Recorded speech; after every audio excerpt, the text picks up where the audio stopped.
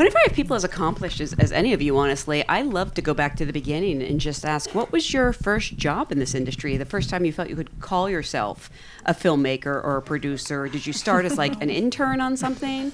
The first thing I ever did in the film industry? Sure. I think it was cleaning up pigeon feces.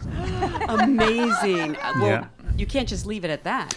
No, you can't leave the pigeon feces. You must clean it up. Was this for a short or? No, yeah, I was working as a runner in London at a post house, and they had an influx of very fecally extravagant birds. And fecally extravagant. Yeah, It sounds so nice. It wasn't, but that was my first job. I think I got away with it. I think I may have feigned illness the next day. You only went in once? No, well, they kept coming back. So, yeah, that was my first job. For you? Oh, my first job in this industry, I was a producer's assistant on a film that starred Christopher Walken, Eric Stoltz, and Viggo Mortensen called God's Army. Nope, that's not the one. And then they changed it to The Prophecy. That's the one. Yes, I love that movie. I still call it God's Army. That is a better title, honestly. Yeah. Jamiee, a little bit of a quick trick question. I don't know if this is your first. This is my first experience doing consulting for audio description, and I was RP consultant. Oh, wow. Yeah. And for you? It won't be her last. Yeah. Oh my God, I have no idea. I think the first job I had out of grad school at AFI was a film called The West Texas Children's Story, which took place in New Mexico. And Val Kilmer was in it. Oh, wow. Well, again, congratulations on a fantastic movie. I want to start at the beginning with Blink, and I'm curious how each of you became aware of this family and what interested you in bringing their story to the screen, because there's probably, real life is always stranger than fiction, I feel. You couldn't make this stuff up. But how do you sort of select your projects? Yeah, with this one, we had a colleague and friend at MRC called Amit Day, a fellow Canadian, who brought the project to us. Their company had been following the project and brought it to Daniel Raw, my co-director. And, we were all aware of the story because I think there were articles in this CNN, The Guardian. And so, they asked us, do you want to go on this journey, travel the world and get to know this family and make this story? And it's not an easy, it's an easy question to answer when you're asked to do that. I think what interested myself and Daniel Raw in the story was, yes, we can make a travelogue of this. Yes, we have the personnel and the means to paint a beautiful visual backdrop of this family story. But what was more important to us, what is the core human value or the greater truth there? And for us, it felt like this was an exploration of a very early journey through grief as a family comes to terms with a complex diagnosis. And we saw that as something a little more universal than the very core fact of RP. And that was something that could speak to a very broad audience, whilst also bringing to light a little more about the condition. And Jamiee, you kind of had an unusual path to joining this film. Can you tell us about that? Yeah, so Diane and I met last year at a meditation retreat in a really beautiful spot called Jalapa in Mexico, where I actually now live. I was very exhausted and emotionally drained after Navalny, so I was sent away to Mexico.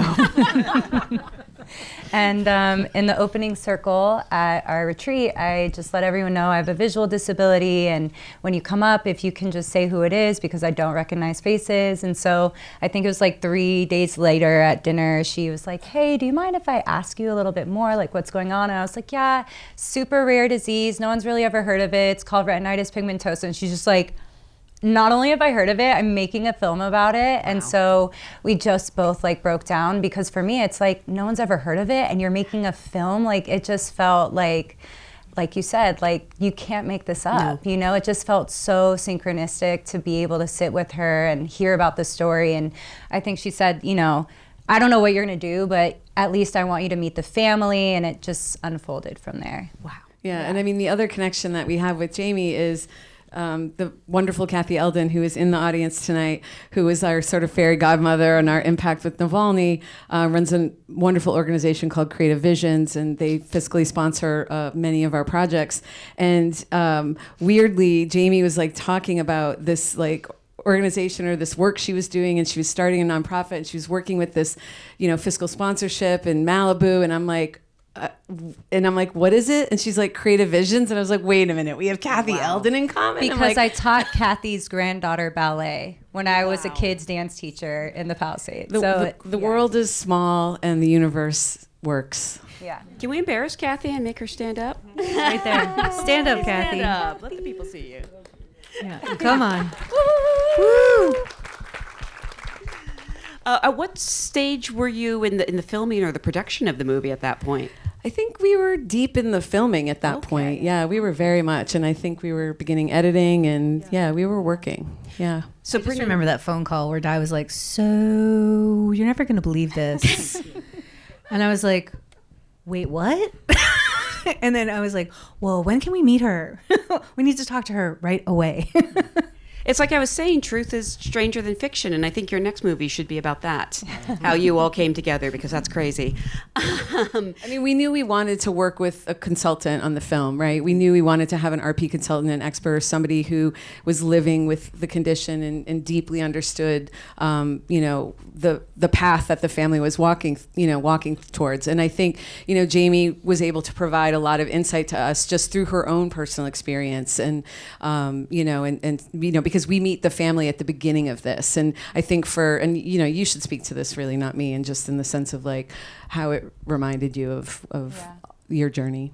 Well, yeah, it was interesting to get to sit and watch this, because so much of what they're experiencing at the beginning of the film and the conversations Edith is having with herself internally and also with her children, I remember those moments and where I was. And I was 21 when I got diagnosed, so it was a very different trajectory. And it just really, again, is that universal experience of we're all stepping into the unknown, and we're all going to go through things that bring up grief, and it's a cyclical thing. Like, even working on the audio description for this, I was confronted with a lot of grief that I hadn't felt in that kind of way since kind of the beginning of my experience of feeling like I was losing access to things. So it was really powerful to see how this film, again, like not just about this experience of RP, but how that's the filter to talk about this human essence of grief, of family, of love, of resiliency.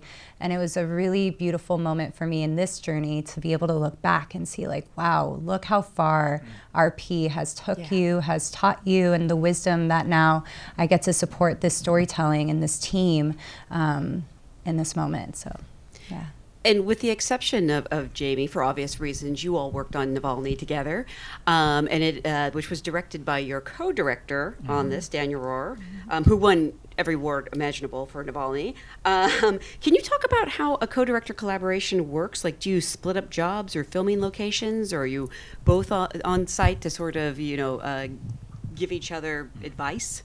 Yeah, I mean, the first thing to say is Daniel and I have worked together for, I think, the best part of 10 years. Oh, wow. I cut his first kind of long-form project many years ago. We directed shorts together. And so he and I are also very, very good friends and have a kind of deep human connection that helps. It also means we argue a lot, but it helps tell. I think it can make sure that we have roles that we know are set and that we can trust each other. In this particular case, he was on the Navalny train and trail with the film whilst we were in principal production. So I was out in the field, and he and I just, we have a very easy relationship where every few days I would check in with him and we'd discuss where is the story going, what have we captured, because this is largely verite. And it was a process of just trying to craft as much of the story on the road as we can together. And then when we got to post, working in, conjunction with the editors to bring the story to life. Well, and Daniel also joined, as well as myself and Di, for the master interview, where you see different parts of us speaking with Edith and Seb and the boys underneath the stairs, those elements.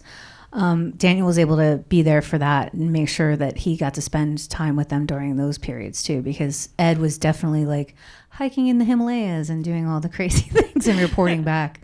But it was good for him to be able to spend that time with the family. Were you the one trapped in the gondola with him? Thankfully not. I got a phone call at 7 p.m. on a Saturday night from Seb, and I thought, what's going on here? We were set to join them a week later, and I get this call, and he says, Ed, I've got some serious drama for you. And he says this 2 hours into the trip. He's kind of being ironic. Yeah. He didn't know at the time he was going to be stuck there for 10 hours. But, as a documentary filmmaker, you have this moment where on the one hand, the compassionate part of you is thinking, God, that's awful. But the other part of you is thinking, this is great. Thank you so much for telling me. Yeah. I'm so sorry. And so, to be honest, and Seb told me afterwards, he was like, you sounded a little too happy and you're sorry. So I have to work on that. Clearly, that didn't do well there. But essentially, we found Xavier Mendez, this an Ecuadorian cinematographer who hiked up the mountain with the firemen and women who rescued the stuck tourists, and he did on a few hours' notice, I might add. On a few hours' notice, but we just put feelers out. We found Xavier, and Xavier did this incredible job of getting those wonderful kind of pen shots you get of the cable car outside, and the rest is obviously just Edith. So that was my question. I didn't know if there was a cameraman in there with them, or they were shooting it themselves. No, this was all Edith. I think to hear her say it, it's very much it was a coping mechanism. It was Edith, given who she is, I think felt like if I can control the situation and ground myself, then I can feel a little more stable. Wow, that's amazing. And I may have encouraged her, but I think. Yeah. There are parts of this movie that really do feel like an action film. Like I was very tense during that. Weirdly, I'm tense at the end credits because I just fell off a bicycle. So like watching them, I was very like, no. And that brings me, I want to talk about the tone, because I feel like in lesser hands, this could have been, for lack of a better word, sort of treacly, or it could have been really depressing. And you strike this beautiful balance of inspiring, but also, realistic. Is that something that, the family brought and you just captured, or is it a process of finding that in editing to some degree? Yeah, I think our greatest fear as a team, as a whole creative unit, when we discussed the film very early on, and all of us here, and Daniel, was that it would be treacly, mawkish, and saccharine. And it's easy to do that. I think there was just a very clear path forward. That was when we make this film, we think about how we shoot it. We try to keep the camera low, shoot from the kid's perspective, and we try to be emotionally honest, because otherwise this could be... I think you don't need to give much to get the emotion from a film like this. So it was just a question of being very clear as we started the journey. And it's also, I think, I'll just say, a testament to both of our editors as well. Ryan Mullins and Miranda Youssef really brought their A game to this film, and it was really lovely to have both a male and female perspective, who both are parents and have children. So it was really interesting to see kind of that back and forth conversation during that time when they were both working on it together, along with, Diane and I are not shy about our opinions. I just add that I think the conversations, Jamiee and I have had too about, speaking to what you said earlier, Jamiee, this is not a death sentence. Mm-hmm. The condition is not a death sentence, but we're treading a very delicate line, because we're meeting the family very much where they are on their journey. Yeah. And it was important for us to pay respect to the authenticity of where they were, but also recognize this is a long journey, and one that you may look back on later and think differently about, and see how far you've come. And Jamiee, you mentioned to me outside, how when speaking earlier about, how this sort of reminded you of your journey. Mm-hmm. Far from being a death sentence, there are things you wouldn't have experienced if it hadn't been for this condition. Yeah, I grew up as a dancer and went to the LA County High School for the Arts, and I was always looking at myself in the mirror to understand where my body was in space. And then once I couldn't see the mirror anymore, it was about feeling my body in space, which was so different. And when I started doing services like orientation and mobility and learning how to use the cane, I had an amazing instructor, Brian Bushway, who's known as one of the world's best echolocators. So we would literally walk around my neighborhood with a blindfold, and I would learn the sound signature of my house and other houses and the space around me. And I was like, wow, the world is so rich when you close your eyes and start to really feel your other senses. And I feel like that's one of the things Seb talks about towards the end is like, of course they're going to travel and it's going to be in their own way. And, you know, when Mia and Edith are sitting on the sand and she feels the sand and is tuning into where the sun is, it's this whole world that is so rich around us and we don't experience because we're so dominated by our eyes and what we're being hypnotized and mesmerized looking at, that there's this whole richness of sensation that exists. And I mean, all of the things that my doctors kept saying that I would lose. I mean, I was 21 when I got diagnosed and they were saying some people go blind at 30, some people do this, some people do that. And it was all the things that I could lose. And it's like, look where RP took me. Like, look at the richness in my life of experience and people that I'm meeting and perspective. And it's really just shown me there's so much beyond what the physical eyes can see. And there's so much when you watch this film and think about how this community can teach us how to perceive the world. There's just so much more available.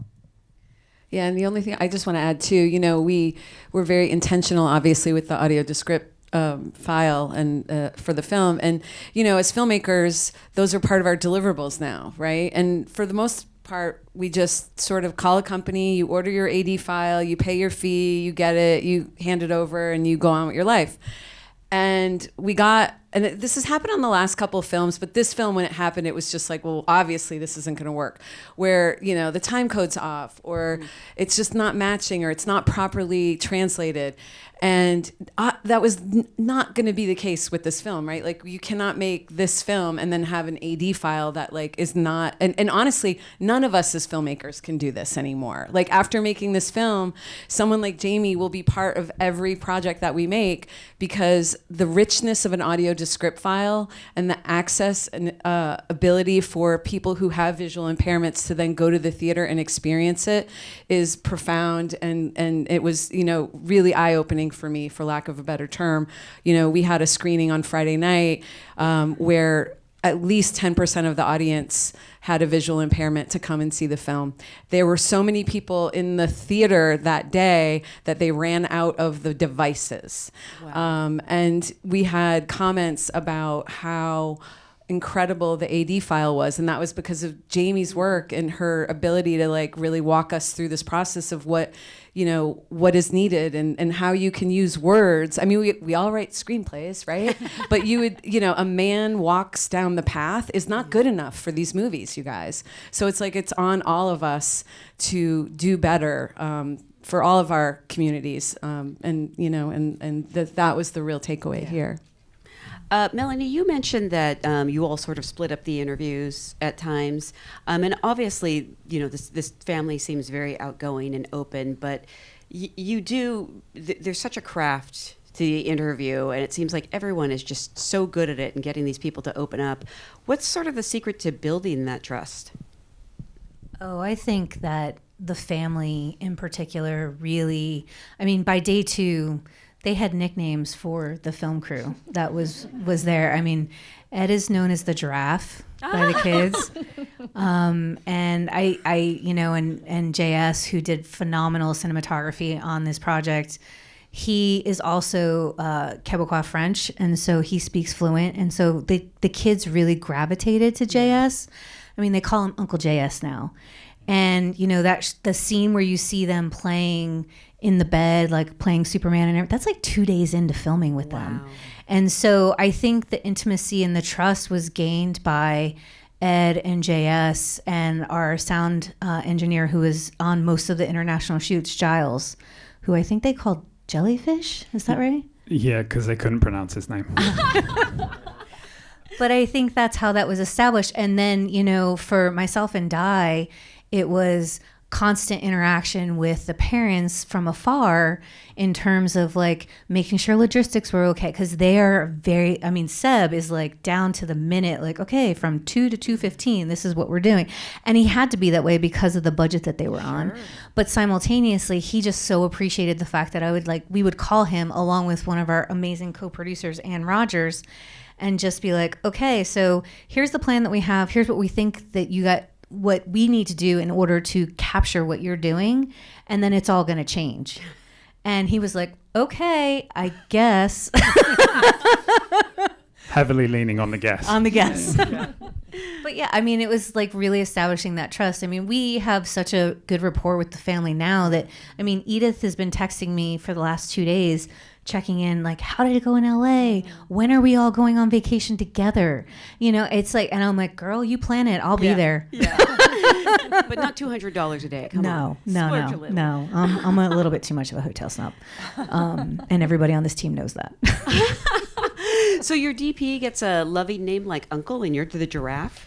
No, he had a nickname. No, I mean they also He was called the baboon. JS was the baboon, because of how he's hairy. Yeah. So there was a lot of animals jealous. He disputes that. Yeah. No, I mean they also called us Team Rocket for any parents, which is the kind of completely bumbling and inept villains in Pokemon. Yes. So you're like, oh, Team Rocket, you know. But didn't you show up as Team Pocket? Yeah, we did show up as Team Rocket for a shoot. It didn't make it into the film. Yeah. No, but I think I just add that when you're working with minors too, there's the obvious reality that there's a collaborative part of talking to Edith and Seb and making sure that the kids are, comfortable. And we're not therapists. We're not qualified to be pushing kids into emotional places nor the family that they shouldn't go. So there was a delicacy around those things and how we approached talking to the kids. I mean, we had early ideas that we thought maybe Mia would be more of the narrator of the film overall, but it turns out that a tween on her verge of being a teenager doesn't really want to talk that much, right? So, Believe me, I know. You mentioned something that didn't make the film, and I'm curious, first of all, how many hours of footage you had to comb through, and it's so perfect as it is. But is there anything that just didn't fit into the film overall that you sort of miss or would like people to see? I feel like you all have something, don't you? Oh, that we miss? Yeah, I thought you and Mel particularly have things that I'm trying to remember. I just I'll only think of the skateboard, but it's not that movie. Give me a second. For me personally, there was a much, much longer version of Mia's kind of the first party that Mia goes to at school. We had a really beautiful, long observational verite scene where we show her coming home from her last day of school, and she's talking to her girlfriends about how they'll be friends forever, and it's just this stuff that you can't make up, you get one time in a film that you cannot believe you're getting. And she comes home, she tells her mum how she's going to be drinking, is there going to be alcohol there? And then Edith and Seb get up and start slow dancing and embarrassing Mia in front of her friends. And it's just such a heartwarming and charming, longer look at this point in Mia's life that's slowly disappearing. And I miss that a lot. It's something we cut very early, and that always touched me at the time and touched me in the edit. Yeah. I think one of the things that we filmed that actually never even made, I don't even think it ever made it into a cut, but was the amount of preparation around Christmas. Mm-hmm. And at one point, Edith calling and saying, okay, you guys, I need help. Like, give me some Elf on the Shelf ideas. And like things like that, where I was just like, this would be so fun. Like, and when we saw some of those dailies and that footage, I was like, this is gold. This is so good. And it's not in the film, but I'm sure it will wind up on social media in some fashion around Christmas time. I mean, I'll just finish and say, to speak to that, just to be clear, we had an editorial idea that was that the film, initially, I thought that the film was going to weave back and forth between the present day and the travel. I was going to lean more into the concept of memory a little more heavily and how present day moments invoke the past in some way. And for that reason, we shot a lot around their lives and got a lot of beautiful footage, but we just found that it was a repeating beat. It didn't develop anywhere. And so we just have a lot of the same thing happening. Yeah. I was just going to say, we have some profound footage on the cutting room floor of Leo in the tree when he gets up and JS asks him how he's changed. And he tries to, sort of pontificate that. But then he talks about looking at trees and how he just thinks the trees are beautiful and the leaves. And he just takes something so simple and talks about it in like such a childlike and profound way, and in a way that in many ways we all have to kind of look at the world, right? Like the fact that he can go all around the world and see all these amazing sights, but then come back home and climb a tree and be able to look across the yard and appreciate the beauty of another tree is just like, you're just like, oh my God, we all need that. I mean, I'm just saying, if there was a network that wanted to sponsor a travel show with this family, I would watch it. Oh, and how many hours of footage do you think you had? I think Rochelle Hamilton, our associate editor, went through about 200 hours of Edith's travel footage, and we shot probably, 200? I would say more than that. I actually think Rochelle said when we were in Telluride that it almost was 300. Yeah. So Rochelle, there's a lot. Yeah, she logged everything. She went through everything with a fine-tooth comb to the point. Yeah, she did an incredible job. She also, I think, her eyes were falling out of their sockets by the end of it. How much of that footage was just them trapped on the gondola? 10 hours? Yeah. Overall, it was sort of, all films come with their different challenges. Usually money is the biggest challenge. But what did end up being the most challenging part of bringing this movie to the screen? Go for it. I think the lack of prep time for production. I mean, there were times where I think we prepped Nepal in 36 hours. Wow. Yeah. That's incredible. Yeah. Producing this film was hard. Yeah. And yeah, I also think that and that's truly again, a testament to our team. Just being able to figure it out. I mean, Egypt, we didn't have enough time to get the necessary permissions that we needed. So we actually built our sound gear once we got to Egypt versus bringing it in. I forgot about all that. Blocked it out. Of course you did. I think I blocked it out. Yeah, I remember JS telling me afterwards, he said he got a phone call saying you're going to Nepal, and it was about 12 hours before his plane took off. Wow. At his cousin's birthday. Oh. That's dedication. Yeah, no, I think it was definitely, I think from a production standpoint, that's absolutely true. From a filmmaking standpoint, I think working with the children and finding the right way to be in their heads and in their space in a way that could help tell the story. You tell a film with kids, and the joy and beauty of children is their inherent irreverence and kind of not following the narrative logic of filmmaking or of everyday life, right? And I think for us, it was, you could fill this film with moments like that, moments that carry a kind of spectacular value in the sense of they're beautiful to watch, but don't necessarily push on anything narratively. And I think there's a value to that in a lot of films, and there's a value to that here. But finding the right amount of that to kind of do justice to who they are, but without taking too much away from the broader emotional arc, was something that we grappled with a lot, and that the editors helped to kind of solve. Jamiee, for you, what does it mean to, have this film be coming out and for audiences to be learning more about this, just, personally, but also, I guess to some degree professionally? Yeah. Well, it's amazing. I mean, getting to see a group of individuals at the movie theater that have felt so isolated from the conversation just showed me how much this film means to the community at large, because blindness is a spectrum. And it's been beautiful to have an experience with creatives who have empowered me to hold this role as the AD consultant and RP consultant, and see how there's been a team of people who have truly cared about my experience and about the experience other people are going to have around this film. And I mean, it's been one of the most heartwarming things to look on social media and see people from the RP community just feeling so much joy that there's something out there now that's going to educate people, because oftentimes I'm the only blind person that people meet. And so it's just constantly having to kind of go through the script of what do you see and what do you need, and, you know, having to educate people on how to be supportive. And so to have this film also, like, one of my highlights from this experience was seeing when the family came to Telluride, and the kids in Telluride, the high school and middle school students, had screened the film on Friday before the family came. And when they came in, the kids from town rushed the family and were just like, oh my God, it's you. Like, you guys are amazing. The film was great. And I was like, these kids made RP cool. Yeah. And that's been my hardest thing, is like navigating the social experience, because most people get really uncomfortable when you walk into a space with the cane. They're like, I don't know what to do with this. I don't know. I've never interacted, and people don't want to ask me questions. And if they do ask, it's the whole, well, that sounds so hard. That must be so heavy, instead of, what have you learned? What can you teach me about experiencing the world through how you see, you know? So it's been a really just honestly like life-changing experience to know that not only is this film here, but it's also pushing the conversation of audio description in a big way.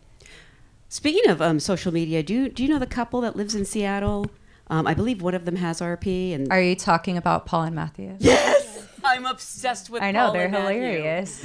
And Matthew is constantly playing Tricks on him. Yeah, they're so. And they have their dog Maple, Yes, and they're doing Maple. this whole thing right now where they're finding all of Maple's brothers and sisters. And it's beautiful. when you have a guide dog, they have a letter for the litter, so they're all M names. Yeah. So they have like this whole map of where Yeah. all the different dogs are. Yeah, I They love are them. amazing. You got to check them out. Well, I actually had a little bit of a celebrity like moment, because on Friday, Molly Burke, who's also a huge YouTube, Instagram, social media influencer for fashion and beauty, also has RP, was in the audience, and her dog Gallop was her old dog. Her dog Elton John was there, and it's like, it's amazing, because they'll say, it's like these influencers talk about like their dogs have this whole other life, and people like know their dogs when they're out in public. And I had that moment where I turned to Melanie, I was like, I think that's Elton John and Molly Burke, and she was like, maybe I'll Where?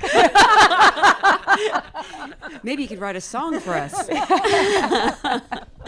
Well, I just want to remind everyone this movie is now in theaters, but it's going to be expanding into even more this Friday.